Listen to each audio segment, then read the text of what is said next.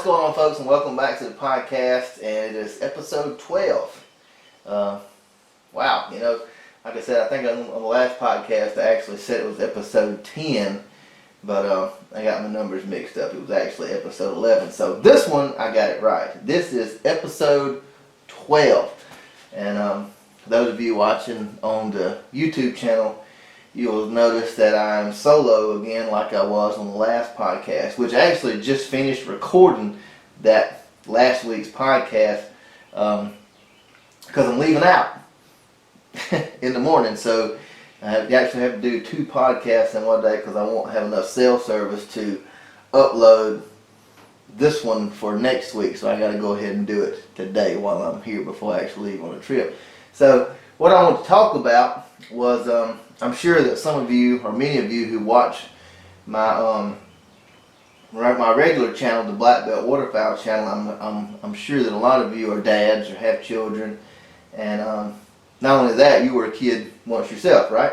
So I got old Wild Man going with me on this trip. Now he's been duck hunting, I don't even know, a lot in his little short 9 years of life. He's been going with me since he was probably about 4 years old. Now he don't go every trip. Obviously, if you watch the YouTube videos, you'll see that he's not in a lot of the videos. That's because he doesn't typically go on trips. He's a little fella, can't really handle the cold.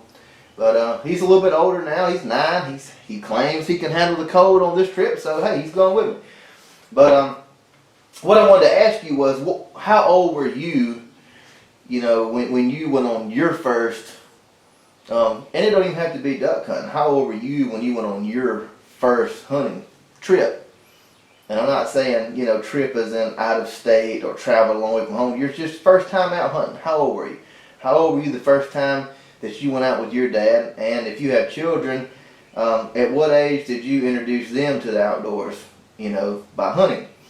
I know Cade, I started taking him when he was about the same age, 4 or 5 years old.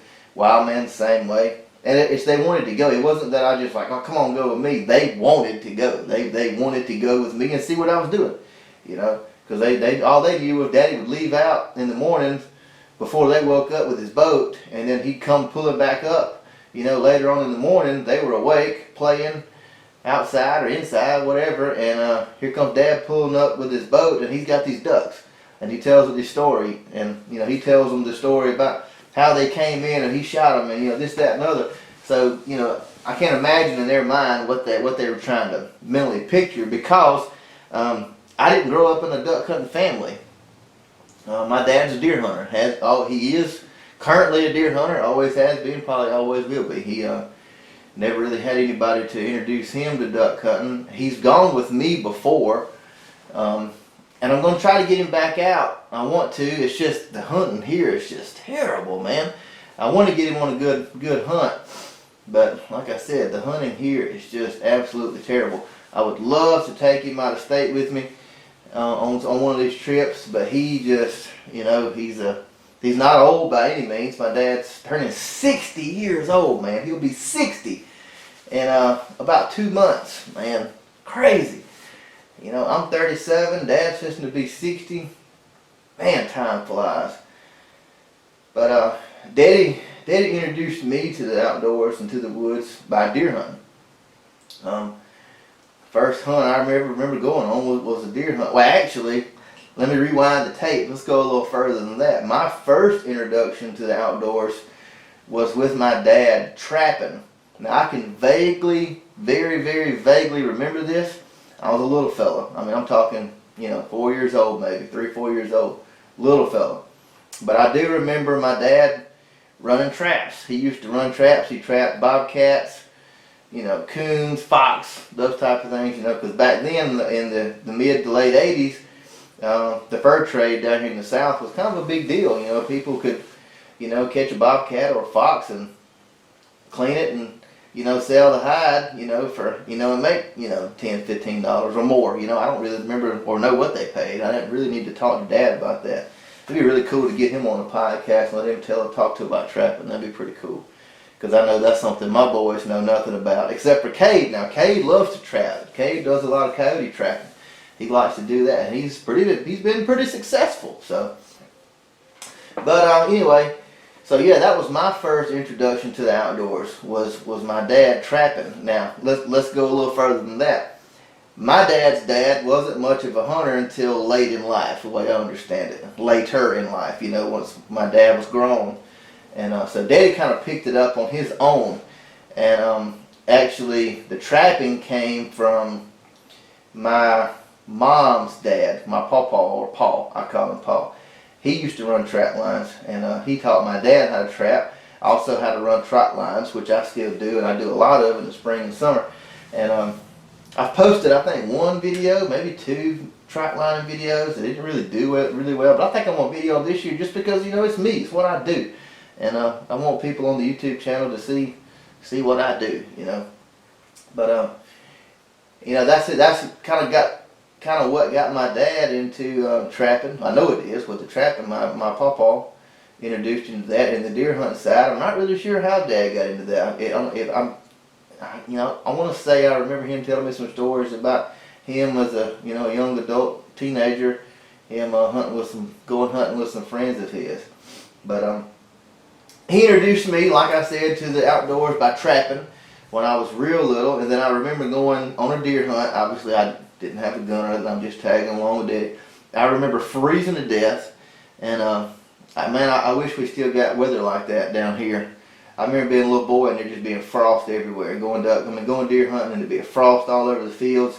I mean, the ground just literally frozen, busted open. When you're walking, the dirt and the mud is just crunching. And man, it hasn't been like that around here since this year. Or this past year, we had that little polar vortex come down right there the week of Christmas. And but up until then, man, I couldn't tell you the last time we had ice. Like that. The temperatures got so low to make the ground freeze like that. Unreal. But pretty good deer hunting back then, and I'm sure that the duck hunting was too. I actually know some guys who used to hunt here where I live in the late 80s and early and mid 90s when we actually had decent winters down here in the south, and they killed lots of mallards, pintails, gadwall, widgeon, a little bit of everything. And now, I mean, you kill a gadwall, maybe a mallard or two, you've really done something here, because we just number one, we don't have the habitat that we used to have, and we don't have the weather anymore to push them down this far. So, with all that being said, I was introduced to the woods starting out 3-4 years old, and then probably went on my first deer hunt.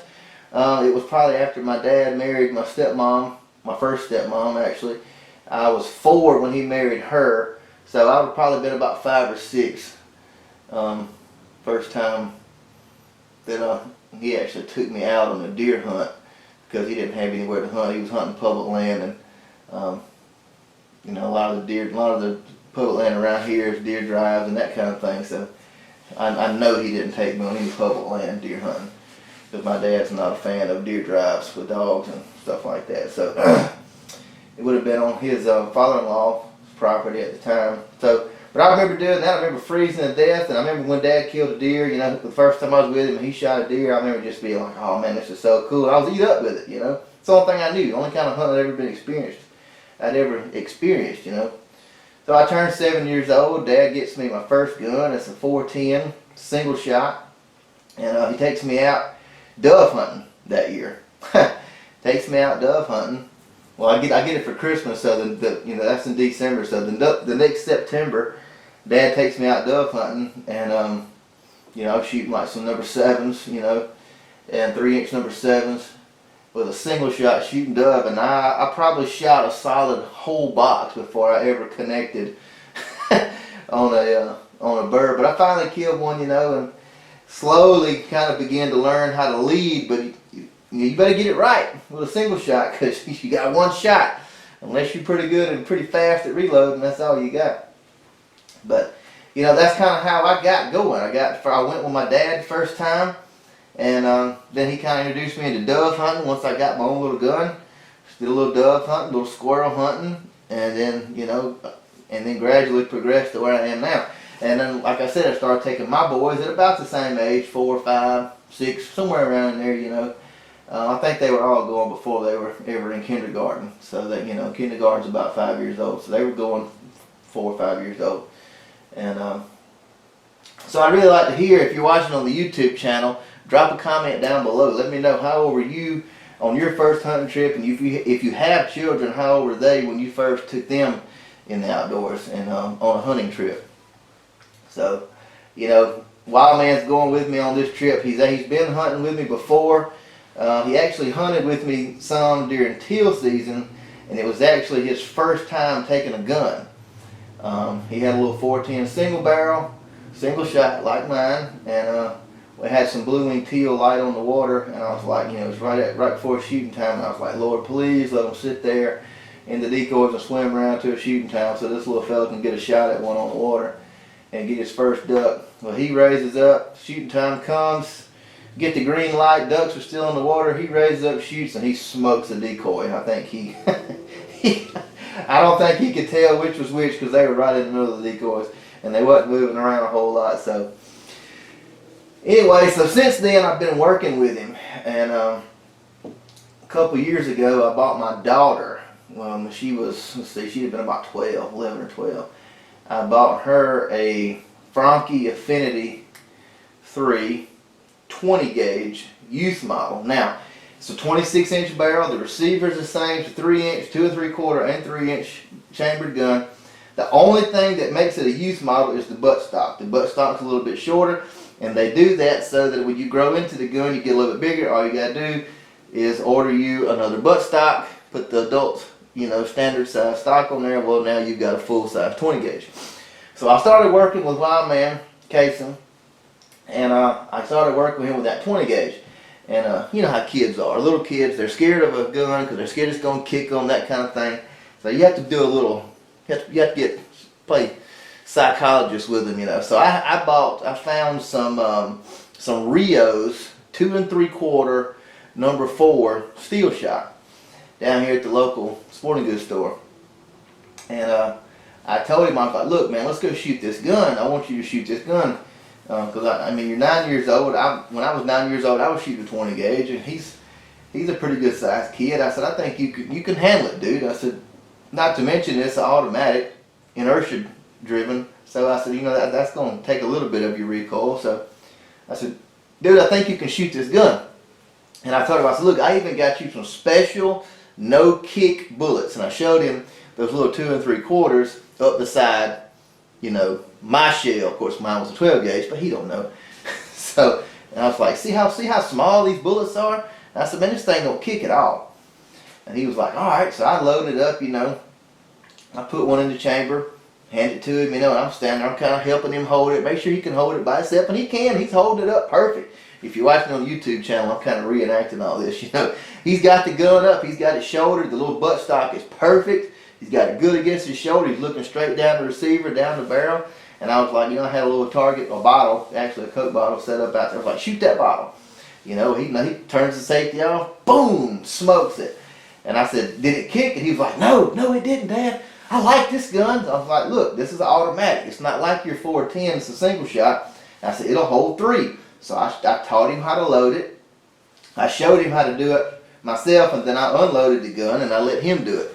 And he loaded the gun, of course, then loaded the tube, had 2 in the tube, 1 in the chamber, and I was like, all right, look, that's all you got to do is, when you're ready to shoot, turn the safety off, get on the target, boom. And then I said, get your bead back on the target, boom, shoot it again. I said, you got 3 shots. So he does, he gets it on his shoulder, gets the safety off, boom, boom, boom. He's doing good. I was like, all right, good deal. So after that, I think it was the next day actually, I was going to go hunting here, and I really didn't want to go, but he was so fired up from shooting that gun that he was ready to go duck hunting. Oh, I'm shooting a 20 gauge now, I'm ready to go duck hunting, So I was like, all right, well, it's going to be like 70 degrees the next day. Not a good day to hunt.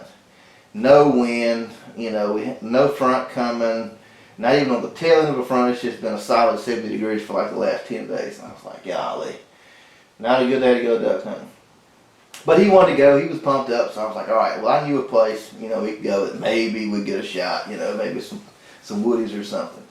So we go, we set up we actually took the boat blind because I wanted him to, kind of have a little stable foundation to shoot from. So anyway, we get out there, we don't have any luck, but it actually turned out to be a good learning hunt for him, because what we did was we worked on standing up and shouldering the gun.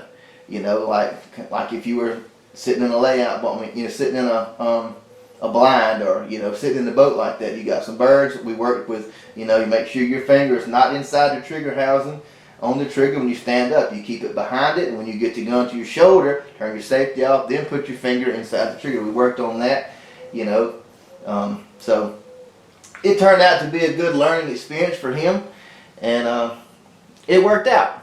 So looking forward to this trip with him. The next podcast after this one will be from the trip. Me and him are going to do some podcasts while we're there. So y'all be looking forward to those. Like I said, if you're watching the YouTube channel, drop some comments below. Let me know how old you were when you went on your first hunt with your dad, and how old your children were, if you have kids, when you took them out. And I would also like to know what your first guns was. I told you what mine was. My first gun was a 410 single shot. So I'd like to know what your first gun was as well. Drop those comments below on the YouTube channel. Subscribe to the YouTube channel. Tap that notification bell and like this video if you're watching on the YouTube channel. And if you're on Spotify and Apple Podcasts, leave me a follow, leave me a rating. I sure would appreciate it. It helps me out a lot when you do that. And that's all I've got for you tonight, guys. And we will catch y'all on the next one.